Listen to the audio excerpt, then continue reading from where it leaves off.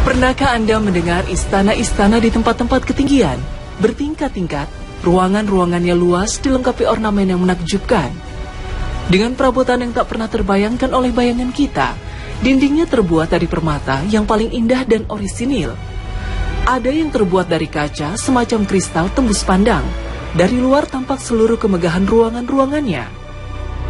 Ini bukan negeri dongeng, tapi benar-benar ada dan nyata. Bukan hanya untuk tempat istirahat atau tempat pelesiran, kita orang-orang mukmin berhak memilikinya. Inilah istana-istana surga yang disediakan bagi orang-orang mukmin. Pemirsa, inilah Khazanah Dunia.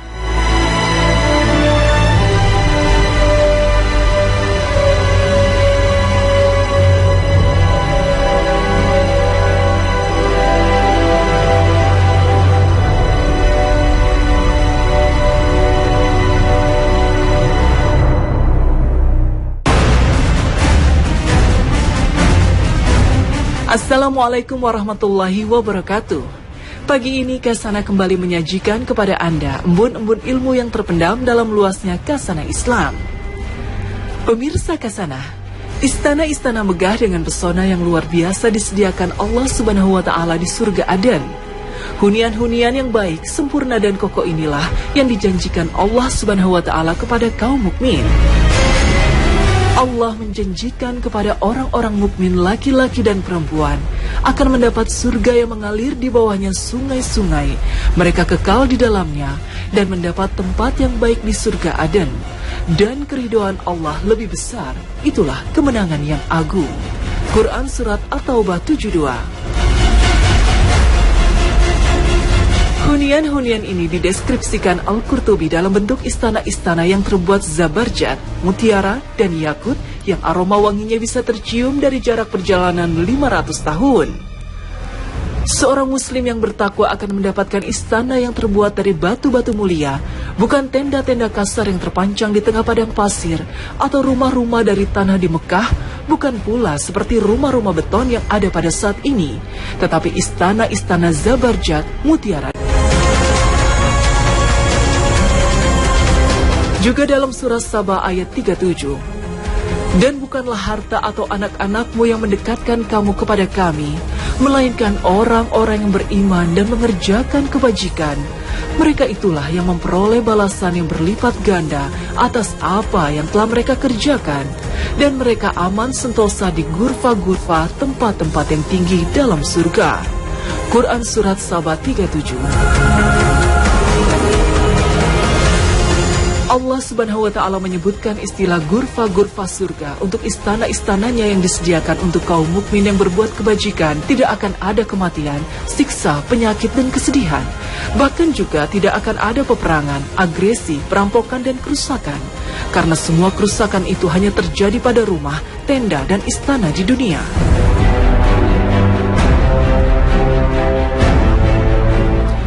Gurfa-gurfa atau tempat-tempat yang tinggi inilah yang menjadi lokasi istana-istana megah, dilengkapi dengan pemandangan menakjubkan, seperti yang dijelaskan Allah Subhanahu wa Ta'ala. Di atasnya ada pula tempat-tempat yang tinggi yang terbangun, mengalir di bawahnya sungai-sungai. Janji Allah, Allah tidak akan memungkiri janji. Quran Surat Az-Zumar 20. Ibnu Katsir menjelaskan bahwa melalui ayat ini Allah Subhanahu wa Ta'ala memberitahukan kepada para hambanya yang bahagia bahwa mereka akan memperoleh gurfa-gurfa di dalam surga, yaitu istana yang tinggi. Di atasnya dibangun pula istana yang bertingkat-tingkat yang tinggi dan berhiaskan dekorasi. Lebih jauh, seorang ahli tafsir menjelaskan, di atas tempat-tempat tinggi itu ada pula tempat-tempat, yaitu istana-istana lain yang lebih tinggi yang terbangun buat mereka. Di sekitar semua istana-istana itu mengalir sungai-sungai yang beraneka ragam. Ada susu, madu, kamar, dan ada juga air yang segar. Allah telah berjanji, janji Allah pasti akan terlaksana. Allah tidak akan pernah memungkiri janji. Gurfa-gurfa atau istana-istana itu memang bertingkat-tingkat sesuai dengan tingkat amalan para penghuninya. Istimewanya, selain bertingkat-tingkat, dinding istana-istana di surga itu tembus pandang, yang di dalam bisa melihat keluar dan yang dari luar bisa melihat ke dalam. Imajinasi kita benar-benar sulit membayangkan keindahan yang jauh di luar nalar kita, keindahan tiada tara. Lalu kebajikan dan amal soleh seperti apakah yang bisa mengantarkan seorang mukmin mendapatkan anugerah istana yang demikian megah, indah, dan menawan ini?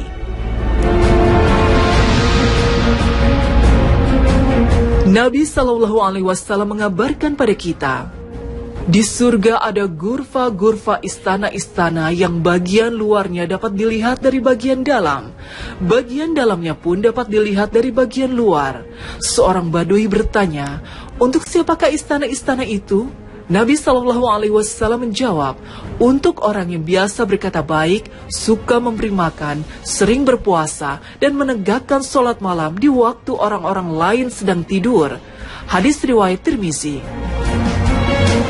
Hal ini pula yang dikabarkan Nabi Shallallahu Alaihi Wasallam kepada para sahabatnya dalam sabdanya, maukah kalian kuberitahu tentang istana-istana surga?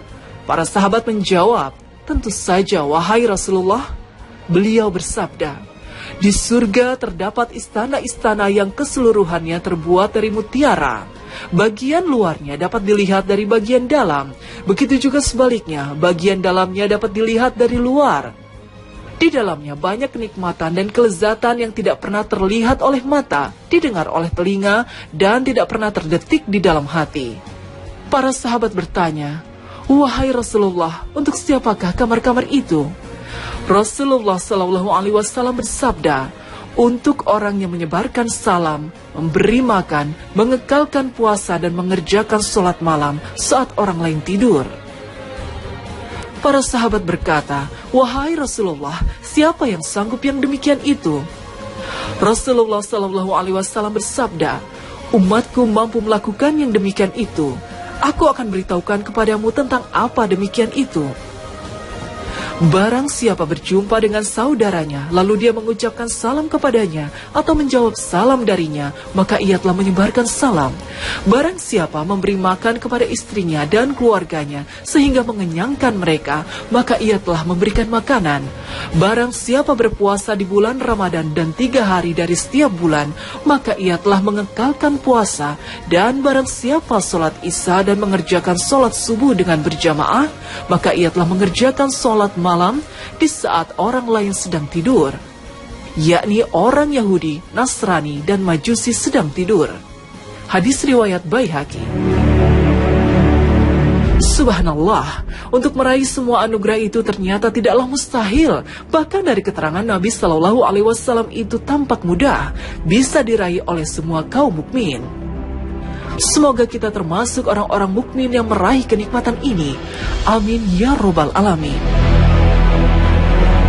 Kemegahan dan keindahan istana-istana ini memang tidak pernah terbayangkan, terdengar, dan terlihat oleh kita sebelumnya, apalagi merasakannya.